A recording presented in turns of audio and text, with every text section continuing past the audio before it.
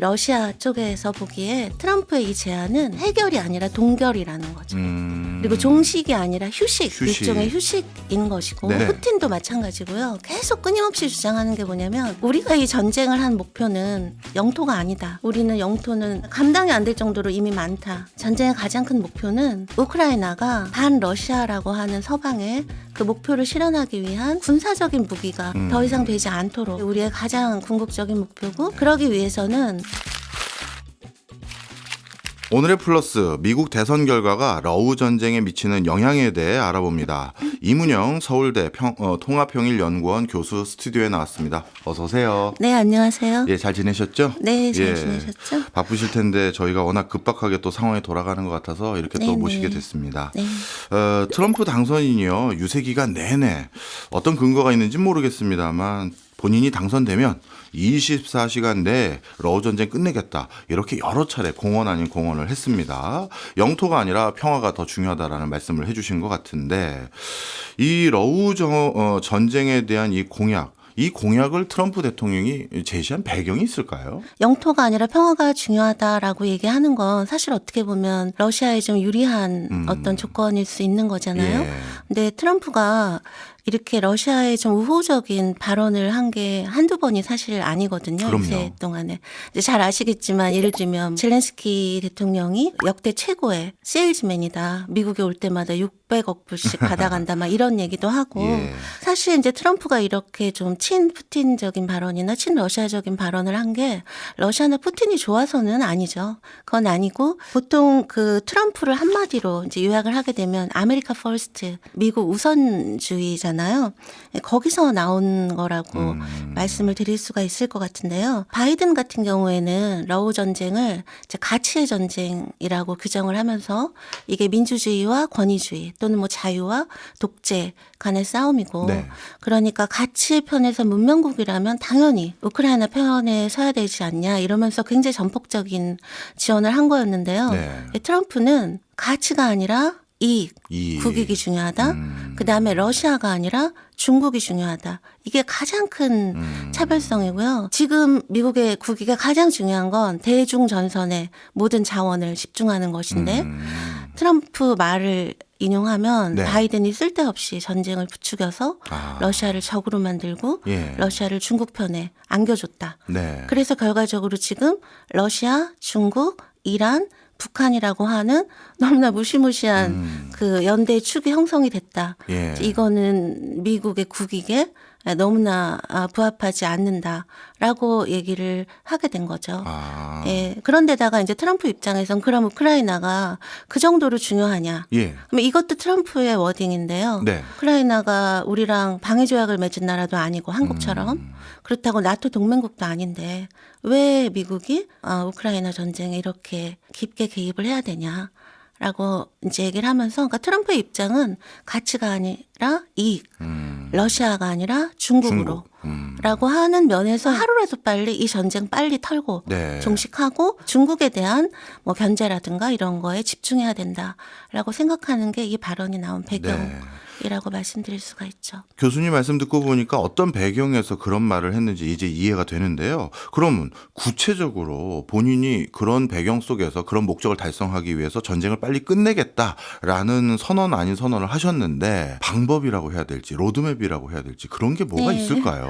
근데 사실 트럼프는요. 예. 그러면 도대체 24시간 안에 네. 어떻게라고 물어볼 때마다 그거 미리 알려주면 나중에 효과가 떨어진다. 그러니까요. 이러고 한 번도 구체적으로 본인은 얘기 안 했지만 예. 그렇지만 우리가 추정해 볼 수는 있거든요. 그러니까 예를 들면 그 부통령인 벤스, 예. 그다음에 트럼프의 안보보좌관이나 아니면 그 트럼프 옛날 일기 행정부 국가안보회의 같은 데서 멤버로 참여했었던 그런 사람들이 있거든요. 예를 들면 네. 켈로그라든가 뭐 플레이츠라든가 그 트럼프 이번 선거할 때 싱크탱크 그룹들이 있었어요. 네. 예를 들면 아메리카 퍼스트 폴리시 인스티튜트, 그러니까 미국 우선 정책 연구소 내에 미국 안보센터, 그다음에 또 이게 한국말로 하면 센터 포 리뉴잉 아메리카인데요. 네. 그러니까 미국 갱신센터라고 해야 되나요? 그러니까 이런 싱크탱크 그룹들에서 보고서를 많이 냈거든요. 그걸 통해서 이제 추정한 걸 결론을 내리면 이게 이제 트럼프가 실제 어떻게 구체할지는 모르겠지만 첫 번째로는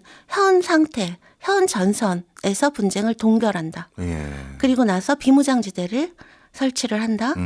그리고 우크라이나는 나토 가입을 포기하거나 또는 20년 유예한다. 예. 예, 그리고 나서 이제 협상을 시작하는 것이죠. 예. 근데 만약에 양국 러시아, 우크라이나가 다 여기 동의를 하면 러시아에 대해서는 뭐 부분적이든 제한적이든 제재를 완화하는 조치를 하고 예. 그다음에 우크라이나 같은 경우에는 앞으로 장기적인 어떤 안보를 보장할 수 있는 어떤 군사 지원 같은 것들을 한다. 네. 근데 만약에 두 나라가 동의를 안 하면 예. 그럼 우크라이나 경우는 당장 지원을 끊겠다. 이거고 이제 러시아가 만약에 동의를 안 한다 하면 우크라이나에 더 세게 지원하겠다. 예. 그러니까 지금은 예를 들면 장거리 미사일 러시아 본토 타격 이런 건 허락이 안 된 상태잖아요. 네. 그러니까 그런 제한 이런 거 다 풀겠다라는 식의 이제 말하자면 구상을 갖고 있는 것이죠. 그렇군요. 네, 그렇게 해서 일단 시작한다 협상을. 네.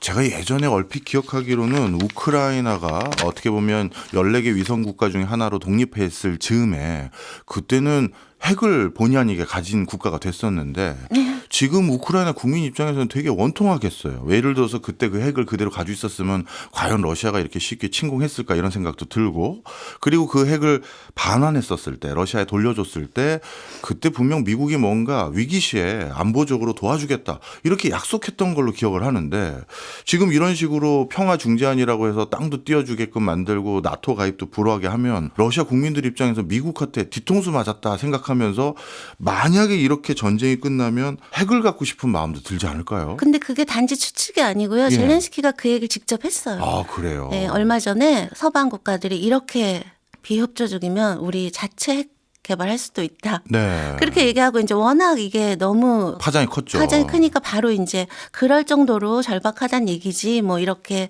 물러서기는 했는데요. 사실 우크라이나뿐만이 아니고요. 지금 이제 러시아 우크라이나 전쟁 이후로 뭐 예. 중동 전쟁 막 이 세계 정세가 너무 그 심각해지면서 예. 많은 나라들이 그 생각하지 않나요? 당장 우리나라도. 그렇긴 하죠. 아니 도대체 아까 말씀하신 것처럼 강대국의 약속을 어떻게 믿냐. 국제 정치라는 게 네. 이렇게 비정한 것인데 네. 이런 생각들이 우크라이나만이 아니라 전 세계적으로 퍼지는데 사실은 이게 러시아 우크라이나 전쟁의 가장 큰 폐해 중에 하나라고 저는 생각을 해요. 예.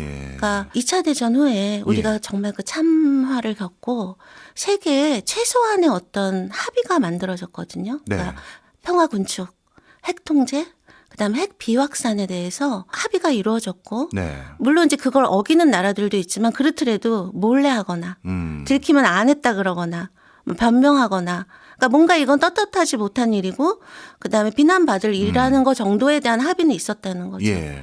근데 이제 러우 전쟁 일어나고 더구나 푸틴 러시아가 껄핏하면 핵 갖고 위협을 예. 하니까 이제 너도 나도 나라들이 군비 증가, 군비 경쟁 하면서 예를 들어 독일 같은 경우는 독일은 그 전범국으로서의 그 자기 의무를 굉장히 철저하게 지켜온 예. 편이고 그래서 뭐 전쟁국의 무기를 지원하는 걸 안 한다든가 이제 뭐 이런 것들이 지금 다 깨졌고 예. 독일 같은 경우도 지금 GDP 2%를 국방비를 대규모 진액을 예. 하고 그러니까 이런 식으로 평화 군축에 대한 합의 뭐 이런 것들이 깨져버린 게 저는 이 전쟁의 가장 큰 폐해 중에 하나라고 보는데 네. 그럼에도 불구하고 그 교수님께서 걱정하신 네. 우크라이나가 이러다 핵 개발하는 예. 거 아니냐라고 하는 거는 어쨌든 지금 서방하고 미국은 네. 러시아의 그런 거를 비난하고 있는 거잖아요. 그렇죠. 그죠?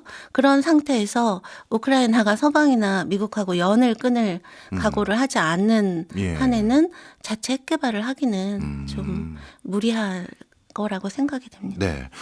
교수님 말씀 덕분에 이제 우크라이나는 어떤 입장인지 이해를 했고요. 그렇다면 러시아 입장도 궁금합니다. 트럼프의 이러한 주장 그리고 뭐 방법론, 로드맵 같은 걸로 추정되는 이런 내용에 대해서 러시아는 어떤 입장일까요? 근데 사실 저희가 이제 상식적으로 생각할 때는 예. 현 전선에서 분쟁을 동결한다는 건 러시아가 지금 우크라이나 영토의 20%를 점령을 했는데 그걸 인정한다라는 그렇죠. 얘기나 뭐 영원히는 모르지만 네. 인정한다는 얘기나 다름이 없고 그 외에도 굉장히 이렇게 푸틴의 우호적인 발언들도 많이 하고 네. 그럼 당연히 러시아 입장에서는 굉장히 환영하고 예. 기대하고 해야 되는 게 당연하다라고 생각할 것 같잖아요. 저도 그렇게 생각하는데요. 그런데 사실 그렇지는 않고요. 예.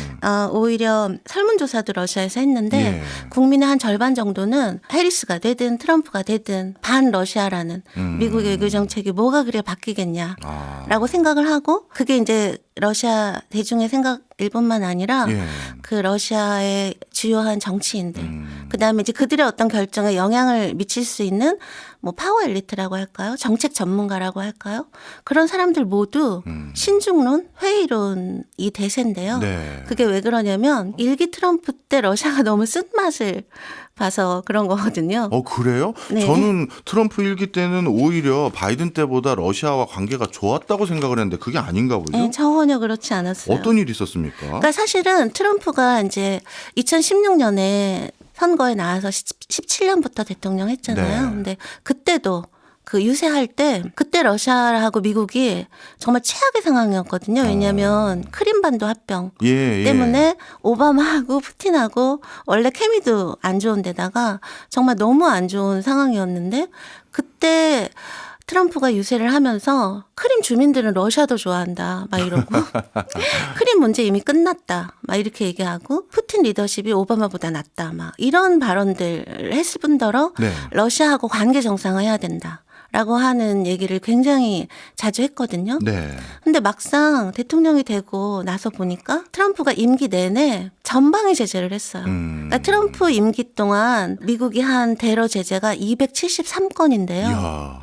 그게 오바마 2기 때 그 한 횟수가 370개인가 그렇거든요. 네. 그러니까 정말 많이 한 거죠. 그러니까 예. 뭐 우크라이나 문제로 그다음에 그때 또 시리아 전쟁이 있었거든요. 뭐 그 문제, 예. 뭐 인권 문제, 러시아의 사이버 공격 막 예. 온갖 이슈로 정말 전방위 제재를 했고요. 또 중요한 게 그 당시에 트럼프 일기 때 예. 러시아하고 미국이 맺어왔던 중요한 군사 조약을 다 탈퇴를 해버렸어요. 그러니까 예를 들면 중거리 핵 전력 조약이라고 하는 게 있는데요. 네. 그게 중단거리 핵미사일 폐기하자고 예. 1987년에 예. 이제 미국하고 러시아하고 조약 맺은 건데 트럼프 때 거기서 탈퇴를 해버렸고요. 그다음에 그 교수님 뉴스타트라고 예, 많이 알죠. 들어보셨죠. 전략무기 감축 협정도 탈퇴를 고려를 해보고 예. 그다음에 그거 이제 연장하는 것도 하면 안 된다. 예. 막 그렇게 얘기를 할 정도로 러시아하고 맺었던 주요한 어떤 핵 통제 조약, 기본 조약 같은 것들을 탈퇴를 했고요. 그다음에 이 트럼프 때 노르드 스트림 2가 건설되기 시작했어요. 그게 러시아하고 독일 사이의 직통 바로 통하는 천연가스관. 네. 그러니까 또 트럼프가 독일을 막 비난하면서 그러니까 러시아에 대한 에너지 의존도가 높아진다는 거죠. 예. 그러면 이제 러시아는 에너지를 무기로 쓰는 나라인데 독일 너네가 거기 협력해서 되겠니? 막 이러면서 비난하고 제재도 하고. 근데 사실 가장 결정적인 게 뭐였냐면요. 우크라이나에 살상 무기를 최초로 수출한 게 트럼프예요. 아, 그래요? 그러니까 오바마 때도 그거는 금기였거든요. 예. 그랬는데 그거 제블린이라고 예, 혹시 알죠. 예. 대전차 미사일 예. 그거 효과 아주 좋았잖아요. 네. 예. 지금도 막 우크라이나 전선에서 탱크 잡는 그 세인트 제블린이라는 별명이 있을 정도로. 네. 근데 그거를 처음으로 그 살상 무기를 우크라이나에 팔기 시작한 게 트럼프였어요. 이야. 그 갑자기 또 궁금하네요. 분명 트럼프는 입으로는 러시아의 관계 정상화, 나 푸틴하고도 친하고 푸틴은 날 좋아한다 이런 얘기를 계속했던 걸로 기억나는데 그럼 트럼프는 왜 이런 전략 전술을 선택했을까요? 그게 그 트럼프가 갖는 태생적인 한계라는 게 있는데 네, 트럼프가 대통령 될 때요. 네, 미국에 큰 사건이 터졌는데 그게 일명 러시아 게이트거든요. 네, 그러니까 미국 대선에 러시아 사이버 그룹이 개입을 한 거예요. 네. 그 미국 민주당 선거 캠프 막 이메일 해킹하고 러시아 사이버 그 그룹들이 댓글 조작하고 그다음에 트럼프에 유리하게 예, 예, 그리고 그때 힐러리 클린턴에 불리하게 예. 댓글 조작하고 페이크 뉴스 막 퍼뜨리고 이제 그런 일이 있었단 말이에요. 예. 그랬는데 그게 나중에는 이게 단지 러시아가 트럼프가 되면 좋으니까 예. 그렇게 단독으로 한 게 아니라 트럼프 선거 캠프의 인사가 이 러시아 이 사이버 그룹과 내통 공모해서 자기가 되려고 한 의혹이 예. 제기가 된 거예요. 예. 그래서 그게요. 2016년부터 그 의혹이 제기돼서 미국의 정계가 발칵 뒤집혔었죠. 안 그래도 러시아 너무 싫어하는데 그 사건이 터지면서 미국 게 내 민주당 공화당 할 것 없이 정말 초당파적인 반러에 대한 합의, 초당파적인 합의가 이제 이루어진 거고 그게 결국 특검까지 했어요. 그래서 네. 특검 결과는 이제 혐의 없음으로 나오긴 했어요. 트럼프 캠프 인사가 접촉한 건 맞지만 그게 일부러 러시아 쪽의 조작이나 이런 걸 내통하고 공모해서 한 혐의는 없다. 사실로 확인하기 어렵다라고 나오긴 했는데 그게 나온 게 2019년이거든요. 네. 그러니까 정말 트럼프 임기 거의 전체에 걸쳐서 이제 러시아와의 커넥션에 대한 의혹을 받고 있는 입장이었기 때문에 예. 트럼프가 뭔가 러시아와의 관계를 정상화하려고 해도 할 수가 없었어요. 그러니까 의회가 똘똘 뭉쳐서 그거를 막은 거예요. 아. 그러니까 어떤 방식으로 막았냐면 예를 들면 아까 트럼프 때 오히려 러시아에 대한 전방위 제재를 예. 했다고 했잖아요. 그 미국 의회에서 트럼프가 자기 마음대로 러시아에 우호적인 어떤 걸 할까봐 예전에는 이제 징벌적 제재 같은 거는 행정명령으로 그냥 했단 말이에요. 네. 대통령 행정명령으로. 근데 그거를 법률로 법으로. 만들어버려서 그런 다음에 그거를 상원 하원에서 압도적인 표차로 통과를 통과시켰군요. 시켜서 대통령의 거부권을 행사를 못하게 그러니까 시스템을 활용해서 트럼프가 러시아의 우호적인 어떤 것들을 하지 못하도록 계속 네. 컨트롤을 한 거였죠. 예. 이제 의회 입장은 이해를 했어요. 근데 제가 만약에 트럼프라면 본인이 그런 의혹도 받고 있는 상태라면 더더욱 그 의혹을 부인하기 위해서, 불신시키기 위해서 나 러시아 싫어한다. 난 러시아 제재하겠다. 스스로 더 그런 얘기를 할 것 같은데 정작 본인은 푸틴하고 친하고 러시아하고 잘 지낸다. 이렇게 표현한 이유는 뭘까요? 그러니까 사실은 선거 때는 막 그렇게 얘기했지만 네. 실제로 그런 식의 막 의혹에 휩싸이면서는 오히려 트럼프도 예를 들면 그 법률을 통과시켰을 네. 때 대통령이 사인을 해야 되잖아요. 그렇죠. 그때 트럼프 사인했어요. 근데 이제 그때도 뭐라고 얘기를 했냐면 이 법안이 너무 치명적인 결함이 있지만 내가 내셔널 유니티를 위해서 내가 사인한다. 그러니까 사실은 트럼프가 아무리 힘이 세도 예. 미국은 무슨 권위주의 국가나 독재 국가도 아니고 그렇죠. 분명히 시스템이 살아 있는데 네. 의회도 있는 것이고 네. 그런데 그걸 트럼프 마음대로 하기는 어려운 것이죠. 네. 그런데다가 이제 의회도 그랬을 뿐만 아니라 트럼프 행정부 내에도 네. 반러 매파들이 존재를 했어요. 아. 예를 들면 그 유명한 폼페이오 예. 라든가 존 볼튼 같은 사람들은 사실은 근데 우리 그때 트럼프랑 김정은 만난 그 하노이 북미 회담이 결렬된데도 예. 이 존 볼튼의 역할이 컸잖아요. 어. 그러니까 존 볼튼이 반러, 예. 강경 반러주의자기도 하지만 반북이기도 했었으니까. 예. 그러니까 이제 의회, 그다음에 행정부 내에 이제 그런 게 있고 아까 말씀하신 것처럼 트럼프 스스로도 네. 러시아와의 막 커넥션에 대한 의혹이 있으니까 마음대로 못 움직이죠. 음. 그런 의혹이 있는 상태에서는. 네. 그다음에 세 번째는 트럼프 스스로도 굉장히 예. 예측 불가능하고 그렇죠. 비일관적이고. 그러니까 예를 들면 제블린 팔면 이게 돈이 돼? 약간 이럴 수 있는 사람이라는 거죠. 네.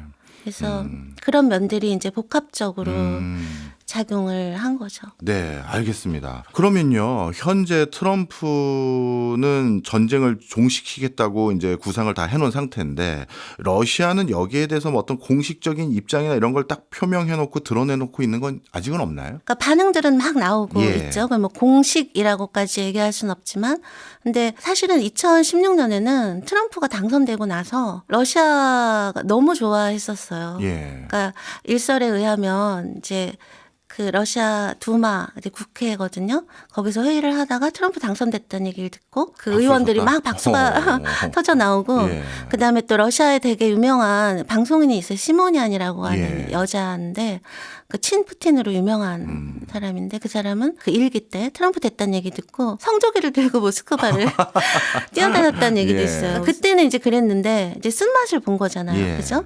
그러고 나니까 이번에는 아까 이제 말씀드린 것처럼 대통령실, 그다음에 러시아 외무부, 그다음에 국방부, 그다음 메드베제프라고 지금 러시아 국가안보회의 그 부의장 하는 사람인데 그 사람 옛날에 그 대통령 푸틴 대신 했었죠. 대통령 예. 그 맨날 핵 위협하는 네. 그 사람, 그다음에 상원의장 네. 마트비엔코라고, 그다음에 또 이제 하원에서 그 외교분과 위원장인 사람이 또 야당 당수면서 네. 유명한 사람이 슬루츠키라고 뭐 그 사람, 그러니까 야당의 의견, 주요 정치인뿐만이 아니라 아까 말씀드린 그 파워 엘리트들, 그러니까 정책 제안을 러시아 정부에 할 수 있는 네.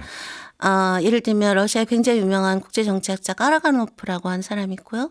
그다음에 루키아노프, 뭐 트레닌, 하여튼 그런 사람들 반응들을 제가 다 살펴보면 아까 말씀드린 것처럼 결론은 신중해야 되고 그다음에 굉장히 좀 회의적인 예. 이제 그런 면이 많은데 그들의 공통 주장을 네. 이제 정리를 해드리면 예. 물론 우호적인 것도 있다. 우호적인 것부터 긍정 요인부터 말씀드리면 네. 일단 트럼프가 되면 바이든 때랑 달리 미국이랑 러시아 정상 간에 직접 소통이 가능하다. 그러니까 트럼프랑 푸틴이랑 만나서 네. 직접 얘기하는 게 가능하고 그리고 결과가 어떻게 되든 간에 어쨌든 협상은 시작될 수 있다.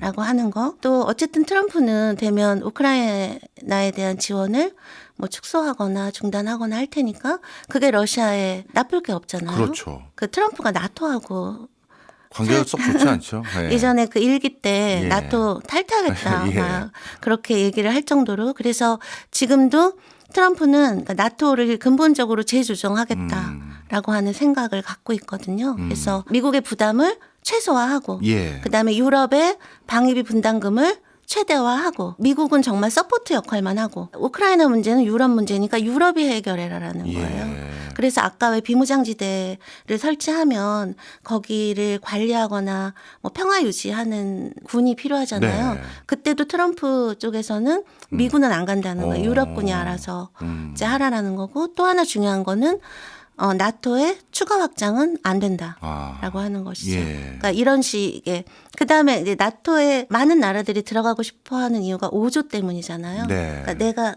그 회원국이 침략당하면 전체 그렇죠. 일이라 생각하고 도와준다는 건데 트럼프 측근의 제안은 그 방위비 분담금 목표치를 못 채우면 5조 적용 빼자. 안 한다. 막 이런 얘기까지 이제 만약에 그런 식으로 나토가 축소가 되거나 또는 최소화가 되거나 힘이 빠지면 러시아가 얻는 또 반사이익이라는 게 예. 있는 거잖아요. 이제 이런 게 긍정 요인인데 그렇군요. 그러나 신중론, 회의론이 어떻게 보면 더 크거든요. 예. 이제 그걸 설명드리면 이제 첫 번째는 그거예요. 한 번 속지 두 번 속냐. 일기 때 우리가 그렇잖아요. 예. 이제 그게 하나 있는 거고 그래서 트럼프 말을 고지고대로 믿는 건 너무 나이브한 생각이다. 그다음에 또 하나 더 트럼프도 세지만 시스템은 더 세다라는 거죠. 여기서 말한 시스템은 일기 때 트럼프가 뭔가 러시아와의 관계를 회복하려고 해도 네. 뭐 미국 의회라든가 네, 네. 다른 뭐 정치인 그 시스템을 통해서 컨트롤할 수 있죠. 대통령 맘대로 할 수 네, 있는 게 네. 아니기 때문에 트럼프도 세지만 시스템은 더 세다. 이제 네. 이렇게 얘기를 하는 거고요. 근데 그거보다 더 중요한 거는 뭐냐면 이 러시아 쪽에서 보기에 트럼프의 이 제안은 이 문제의 해결이 아니라 동결이라는 거죠. 그리고 종식이 아니라 휴식, 일종의 휴식인 것이고. 네. 그런데 이제 러시아 쪽에서는 네. 푸틴도 마찬가지고요. 계속 끊임없이 주장하는 게 뭐냐면 우리가 이 전쟁을 한 목표는 영토가 아니다라고 얘기를 하거든요. 네. 우리는 영토는 정말 감당이 안 될 정도로 이미 많다. 전쟁의 가장 큰 목표는 우크라이나가 반 러시아라고 하는 서방의 그 목표를 실현하기 위한 군사적인 무기가 더 이상 되지 않도록 네. 해야 되는 게 우리의 가장 궁극적인 목표고 네. 그러기 위해서는 뭐 20년 이후에 이런 게 아니라 네. 영구 중립이라든가 아니면 비무장화라고 하는 게 필수적인데 혹시 교수님 그 얘기 들어보신 적 있어요? 어떤 건가요? 전쟁 나고 한 달 만에 예. 이스탄불에서 예. 러시아 우크라이나가 협상을 했다. 예, 그래서 예. 거의 뭐 우크라이나 갓사인까지 했는데 예. 존슨이 예. 전쟁 계속해라. 왜 협상하느냐 해서 그게 휘조각이 됐다. 뭐 이런 얘기 혹시 그거 못 들어보신 적 들어봤습니다. 있어요? 예. 사실 그랬거든요. 그러니까 그 전쟁 나고 한 달 만에 예. 튀르키예가 중재를 해서 예. 양국이 휴전 협정을 맺었단 말이에요. 네. 근데 뭐 물론 영국이 반대를 하기도 했지만 그것보다 그 협상이 결렬된 가장 중요한 요인이 뭐였냐면 그때 사실 정말로 영토보다 중요한 게 비무장화 조건이었어요. 그러니까 그때 그 이스탄불 그 협정문을 네. 얼마 전 6월에 뉴욕타임스에서 전문을 다 공개를 했거든요. 네. 거기 보면 오히려 이제 예를 들면 돈바스를 누가 가질 것이냐에 네. 대해서는 러우 양국 대통령이 향후 협상, 향후 논의를 통해서 해결한다. 라는 식으로 유도리를 줬는데 오히려 비무장화 관련, 우크라이나 비무장화 관련해서는 예를 들면 러시아는 우크라이나에게 평시에 우크라이나 병력이 8만 5천 명을 넘으면 안 된다. 탱크는 예를 들면 342대를 초과하면 안 된다. 네. 그래서 그거 보시면요. 정말 이 병력이랑 탱크뿐만이 아니라 뭐 장갑차, 그다음에 무슨 박격포, 그다음 미사일도 사정거리까지 정말 세부적으로 네. 다 제한을 해놨고 이제 우크라이나는 거기에 대해서 말이 되냐. 병력 평시에도 25만 명은 최대한 있어야 되고 탱크도 800대는 있어야 되고 사실 그 당시에도 이 비무장화라고 하는 게 굉장히 중요한 어떻게 보면 영토보다 이제 중요한 조건이었던 거거든요. 그러니까 이제 러시아 측에서 트럼프의 이 안에 대해서 이렇게 회의적인 이유는 이런 영구 중립이나 비무장화가 전제가 되지 않은 상태에서 휴전이라고 하는 건 우크라이나가 지금 완전 그러기 상태인데 오히려 재충전하고 새로 준다. 이제 해서 할 수 있는 시간을 벌어 주는 거에 불과하다. 근데 러시아 입장에서는 실제 민스크 협정이라는 악몽이 있었거든요. 그러니까 그게 뭐냐면 예전에 그 2014년에 크림 합병하고 나서 돈바스에 도네츠크, 루한스크 두 공화국이 우리도 러시아로 가겠다라고 하면서 독립선언해서 당연히 이제 우크라이나 정부에선 안 된다 하니까 내전 벌어졌잖아요. 그 내전 있고 나서 바로 다음에 민스크 협정을 맺었거든요. 근데 결국 그건 이제 지켜지지 않았고 8년 동안 내전이 이어지다가 이번 전쟁이 일어났는데 전쟁 일어나고 나서 그 민스크 협정에 독일도 참여를 했거든요. 메르켈이 큰 역할을 했는데 메르켈이 그렇게 얘기를 했어요. 사실 그때 그 민스크 협정은 우크라이나에 시간을 벌어주기 위한 거였다라는 인터뷰를 한 적이 있거든요. 그렇군요. 그러니까 러시아 입장에서는 이게 정말 그 영구 중립 그다음에 비무장화가 전제가 되지 않은 상태에서의 이런 동결 또는 휴전이라고 하는 거는 또 시간만 벌어줄 수 있게 되는 거라고 얘기를 주장하고 있는 거고요. 근데 이것보다 어떻게 보면 더 중요한 조건이 하나 있는데 그게 중국이거든요. 중국이요? 네. 그러니까 아까 말씀드린 것처럼 트럼프는 지금 우리가 러시아랑 싸울 때가 아니다. 중국이 중요하다. 그리고 그러기 위해서는 러시아하고의 어느 정도의 관계를 유지해야 된다라는 거잖아요. 근데 러시아 입장에서는 만약에 트럼프가 이런 러시아의 우호적인 이런 거를 조건으로 전쟁을 하는 대신 중국을 그 대상으로 삼을 경우에 러시아는 그건 절대로 못 받아들인다라고 하는 것이죠. 그러니까 예를 들면 우리가 미쳤냐. 중국을 버리고 미국을 선택하게. 절대 안 된다라고 하는 그런 의미에서 굉장히 신중하고 회의적인 것이죠. 네. 지금 러시아의 어떻게 보면 테크노크라트들의 의견들을 전부 다 취합하셔서 거기에 대해서 아주 깔끔하게 정리를 해주셨는데 정작 제일 중요한 인물 푸틴은 뭔가 입장을 말한 게 있나요? 이렇게 말씀드리면 어떨지 모르겠는데 푸틴은 굳이 따지자면 비둘기파예요. 그러니까 아까 그 메드베제프 막 이런 사람들 까라가노프 이런 사람들이 정말 매파인 거고요. 그래서 예를 들면 푸틴이 6월 14일에 외무부에서 연설을 했거든요. 그때 협상 조건 이게 이제 가장 최근 제시한 협상 조건이에요. 그때 뭐라고 얘기했냐면 이제 우크라이나가 지금 4대 점령지 러시아가 점령한 거기서 군대 철수하고 나토 가입 포기를 공식적으로 선언하는 순간 우리는 모든 전투를 멈추고 협상을 시작할 것이다 라고 얘기를 했어요. 그럼 일단 두 조건이 해결되면 그러니까 점령지 철수, 나토 가입 포기하면 협상 개시의 조건은 되는 거죠. 근데 물론 푸틴도 이거면 협상할 수 있다, 휴전할 수 있다는 절대 아니에요. 푸틴도 이때 이제 얘기를 하면서 그렇지만 우리가 원하는 건 분쟁의 동결이 아니라 최종적인 해결이고 그러면서 민스크 협정 또 얘기하면서 그러니까 그런 식의 휴전은 서방이 원하는 거고 결국 이제 우크라이나 또 도와줘서 러시아를 또 공격하게 하려는 거기 때문에 이렇게 얘기하는 거죠. 우리의 원칙적인 그 조건이라고 하는 거는 우크라이나의 영구 중립, 비무장화, 그다음에 탈나치화, 그다음에 러시아에 대한 제재 해제. 라고 이제 얘기를 했고요. 그다음에 이제 트럼프가 당선되고 나서 또 한 번 얘기를 했거든요. 그게 바로 요 얼마 전 11월 7일에 러시아의 굉장히 유명한 행사 발다이 클럽이라고 있는데요. 소치에서 했는데 거기서 연설하고 질의응답하면서 그렇게 얘기를 했어요. 그러니까 일단 트럼프가 뭐 전쟁 끝내겠다 이렇게 얘기하는 발언은 귀 기울여 들을 만하다. 그다음에 나는 트럼프하고 언제든지 대화할 준비가 되어 있고 평화협상에도 언제든지 임할 준비가 되어 있지만 희망사항이 아니라 그러니까 이 희망사항이라는 건 젤렌스키의 승리 계획을 얘기하는 것 같아요.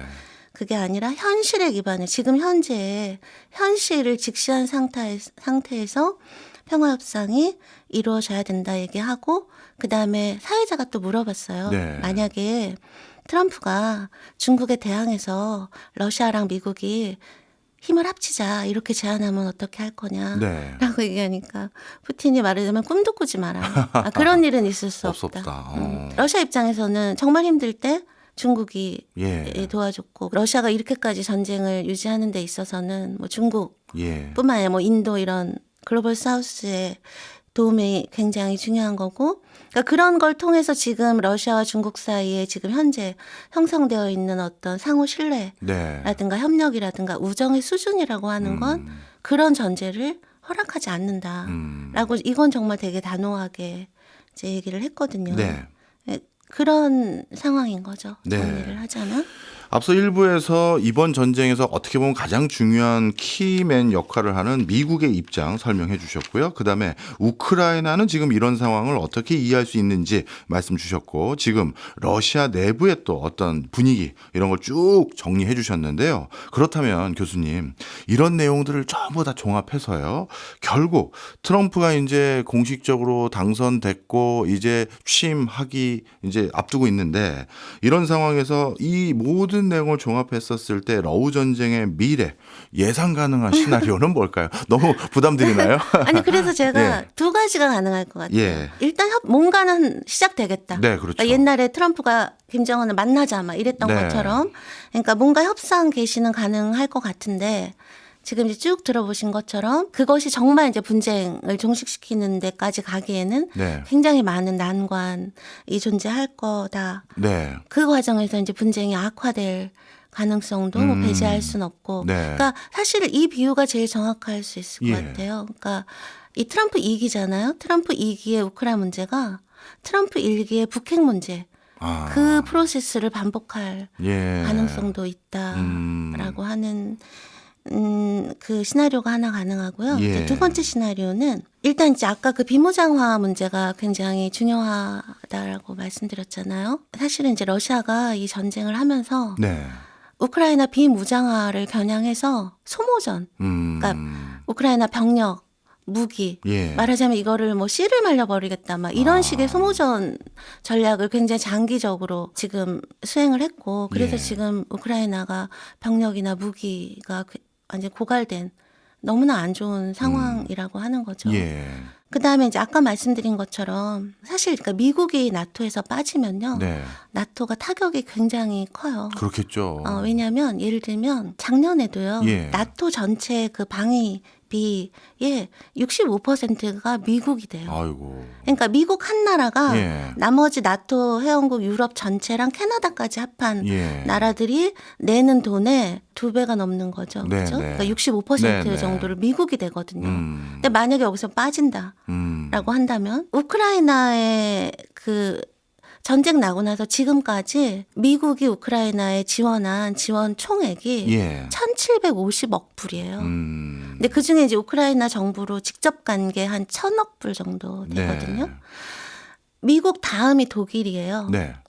근데 독일은 여지까지 우크라이나에 지원한 그 금액이 미국의 5분의 1도 안 돼요. 아. 그러니까 2등인데도. 2등인데도. 그러니까 나토의 운영 면에서도 그다음에 우크라이나에 대한 지원 면에서도 미국이 빠져버리면 예. 너무 힘들어진다라고 하는 것이죠. 음. 그러니까 그런 식으로 이제 나토하고 미국 관계가 그러니까 트럼프가 막 탈퇴까지는 안 할 것 같아요. 근데 네. 그 대신에 분담금 비율을 높여버리고 막 이런 식으로 그다음에 미국의 부담은 줄이고 네. 막 이런 식으로 나토가 변화하고 그다음에 아까 말씀드린 것처럼 특히 중요한 건 나토의 추가 확장 금지한다. 네. 위기 시에만 음. 그 작동하는 걸로 남겨둔다라고 하게 되면 이제 우크라이나의 나토 가입 문제라고 하는 것들이 어떻게 보면 그 과정에서 또 해결될 수도 그러니까 네. 러시아 입장에서는 네. 해결인 거죠. 그럴 가능성이 또 있는 거고 예. 또 하나는 이제 젤렌스키는 지금 굉장히 강경하단 말이에요. 근데 젤렌스키가 사실 지금 대통령 임기가 이미 끝났어요. 올해 5월로 이미 있고 네. 근데 이제 우크라이나에선 계엄령 상태에서는 대선을 못 하니까 예. 계속 하고 있는 건데 만약에 협상 개시되고 계엄령 해제하면 선거해야 된단 말이에요. 예. 그러면 정권 교체가 가능할 수 있다라는 것이죠, 우크라이나에. 예. 그럼 이런 조건들이 만약에 이렇게 다 결합이 된다라고 한다면 그 분쟁 종식의 러시아 쪽 입장에서의 조건이라고 하는 게 좀 더 단순화될 가능성도 있는 것이죠. 그렇네요. 근데 제가 말씀드린 건 다 러시아 쪽 입장에서 그렇네요. 예. 말씀드린 건데 교수님은 1번과 2번 중에 어느 게 더 가능성이 높을 것 같으세요? 저도 진짜 이게 어디로 흘러갈지 모르겠습니다만 저는 우크라이나 사람들이 이번에 어떻게 보면 두 번째 또 한 번 당하는 느낌이고 그리고 미국의 예전에 분명 핵 반환했을 때 뭔가 도와주는 것 같은 거기에 대한 배신감도 있을 것 같고 정말 순순히 이렇게 다 양보를 해줄까라는 의구심이 들어서 아까 1번 협상 가능은 분명 시작은 할 것 같은데 다시 악화될 수 있는 여지도 이거 절대 무시 못하겠다 이런 생각도 드네요. 그러니까 결론은 트럼프 대통령이 공약하셨던 24시간에 끝내는 문제는 아닌 것 같다. 아니 그거는 굉장히 수사적인 거죠. 그 그런 것 정도로 같아요. 예. 내가 빨리 해결하겠다 예. 또는 의지를 의지. 보여준 거죠. 네. 자, 그러면요, 교수님, 추가적으로 좀 여쭤볼게요. 어떻게 보면 러시아가 우크라이나뿐만 아니라 동유럽의 다른 국가들도 영향력을 엄청나게 행사하고 있지 않았습니까? 대표적으로 국제사회에서는 이를 미승인 국가라고들 많이 통칭하는데 우크라이나 안에서도 앞서 말씀 주셨던 두 개의 자치공화국도 있었고 그다음에 트란스니스트리아라든가 오세티아, 아파지아 이런데 러시아가 간접적 직접적으로 엄청 지원하면서 또 분란의 씨앗을 살짝 키우고 있는 거 아닌가? 그러면 이런 느낌. 다음 타수는 우크라이나 아니고 이제 어디야? 조지아야 아니면 어디야? 뭐 이런 생각을 가질 수도 있는 거 아닌가요? 어떻습니까? 근데 그러다 보니까요. 예를 들면 조지아가 얼마 전 총선에서요. 예. 친러 맞아요.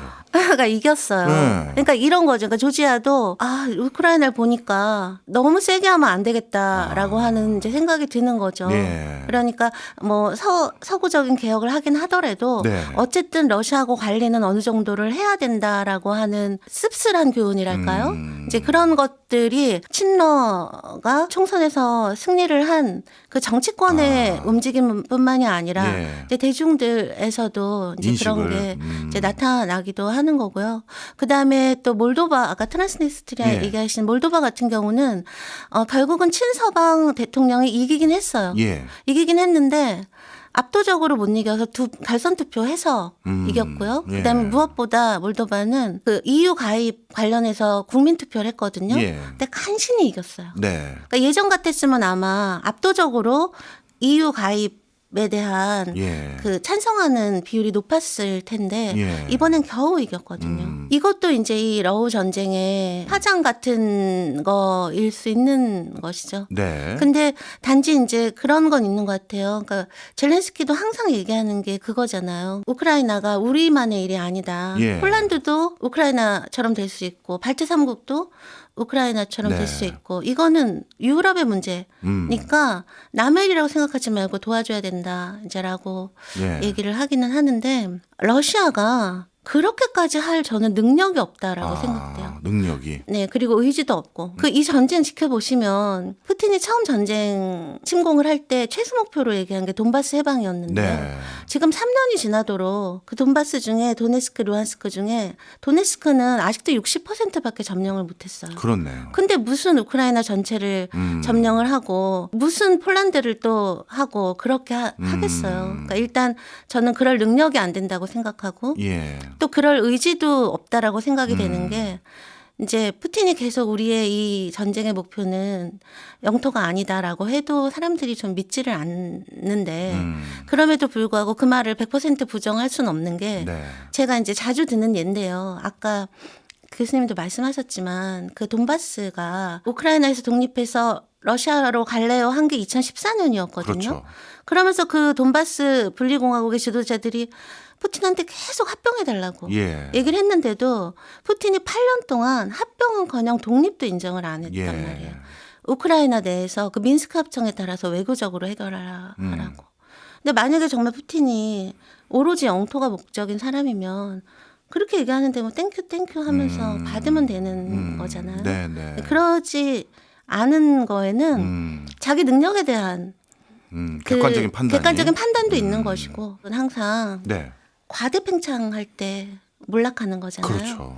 그걸 누구보다 또 잘 알고 있기도 예. 한 거고 네. 그렇기 때문에 그건 좀 너무 과장된 공포거나 네. 또는 뭐 의도된 공포거나 그런 면이 저는 좀 있다라고. 그러니까 푸틴 대통령이 동유럽 지역의 미승인된 국가들 그런 국가들을 지원하는 것이 전부 우크라이나 같은 행보로 이어지는 것을 기대하는 것은 아니다. 네, 저는 이렇게 해도 된다. 그렇게 예. 생각합니다. 알겠습니다. 자, 그럼 마지막은 이제 우리나라 입장이 중요한 것 같아요.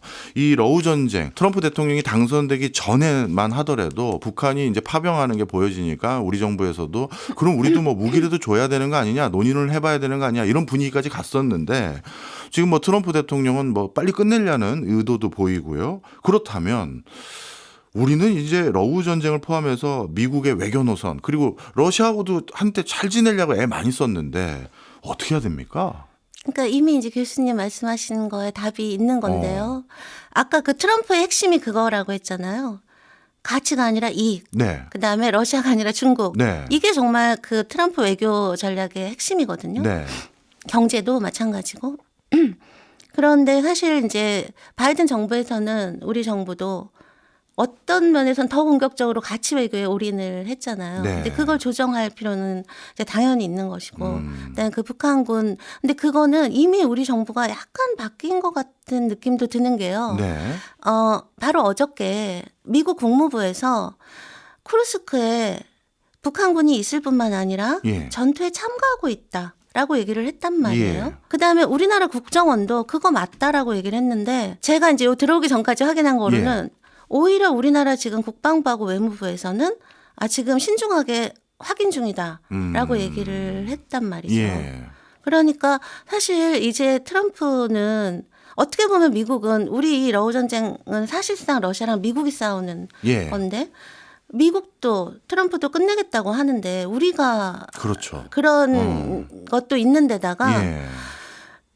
그러니까 설마 뭐 파병은 말할 것도 없고 한국군의 파병은 말할 것도 없고 뭐 방어용 무기라 하더라도 트럼프도 끝내려고 하고 이제 빠지려고 하는데 우리가 공격용 무기나 뭐 살상 무기를 전달할까라고 이제 생각이 들기는 하는데 예. 근데 어쨌든 간에 북한군이 전투에 참여를 했건 안 했건 전투에 참여했다면 더더구나 우리는 더구나 트럼프가 된 상황에서는 거기에 끼어들면 안 되고 예. 파병은 물론이고 어떤 무기도 지원해서는 안 되고 이게요 단지 우리 뭐 미국과의 조율이나 뭐 외교 이런 차원이 아니라 우크라이나를 위해서도 도움이 되지 않아요. 왜냐하면 제가 지난 시간에 나와서 말씀드렸었는데 우크라이나는 여러 가지 전쟁의 피해뿐만이 아니라 지금 정말 국가 존립이 위태로울 정도의 인구학적 위기에 처해 있다고 제가 말씀드렸잖아요. 그래서 우크라이나 내에서도 만약에 이 전쟁이 우크라이나에게 비극이라면 인구학적인 상황은 이거는 재난이다라고 하는 얘기가 나오고 지금 전쟁 승리가 중요한 게 아니라 사람을 보호해야 된다라는 얘기들이 터져 나온단 말이에요. 근데 우리가 설사 무기를 지원한다 한들 지금 전황을 바꿀 수도 없을 뿐더러 오히려 더 피해를 키우고 전쟁을 장기화하고 확산하고 이런 거밖에 안 되기 때문에 우크라이나를 위해서도 절대 해서는 안 된다라고 생각합니다. 알겠습니다. 마지막으로 러시아하고 그 사이에 우리가 좀 관계가 벌어질 수 있는 부분들이 좀 있었잖아요. 우리도 강경한 발언들을 많이 하다 보니까요. 그거는 단기간에 복원이 좀 어렵겠죠. 러시아는요. 우리가 되게 필요해요. 예. 왜냐하면 지금 러시아가 이제 중국하고 굉장히 끈끈한 관계지만 끈끈하지만 무서운 존재고 더구나 지금 러시아가 특히 경제적으로 중국에 대한 의존성이 굉장히 크거든요.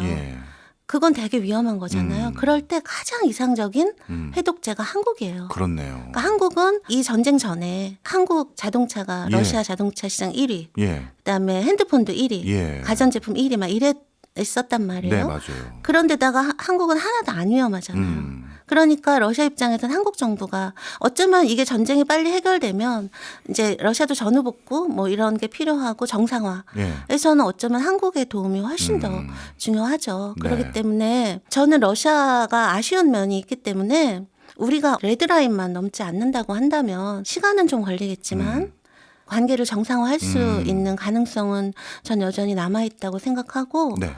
그리고 이게 제가 너무 우리나라를 너무 높이 평가해서 이런 생각을 하는지 모르겠는데 네. 저는 우리가 잘하면 네. 러시아하고 북한 간의 밀착에 네. 그거 자체를 못하게 할 수는 없지만 예. 그런 속도나 수위도 우리가 조절할 수도 있다는 생각도 예. 사실은 저는 이전부터 해왔었거든요. 예. 아예 뭐 못 친하게 할 수는 없지만 예. 그래도 막 이렇게까지 막 나가는 것들은 우리가 적당한 경고와 그다음에 적당한 뭐 당근과 채찍을 활용하면 네. 우리가 그것도 조절할 수 있지 않을까 생각했는데 지금은 뭐 그것까지 될지는 모르겠지만 어쨌든 네. 러시아에게 우리는 필요한 존재이기 때문에 충분히 얼마든지 가능하다. 관리를 해 나가야 된다라고 생각합니다. 알겠습니다. 우리 먼 나라에서 전쟁이 일어나지만 우리에게 이렇게 가까운 일이고요. 우리에게 직접적인 영향을 주는 일인 것 같습니다. 오늘 이렇게 복잡한 내용에 대해서 명쾌하게 설명해 주신 이문영 교수님께 다시 한번 감사드립니다. 고맙습니다. 네, 감사합니다.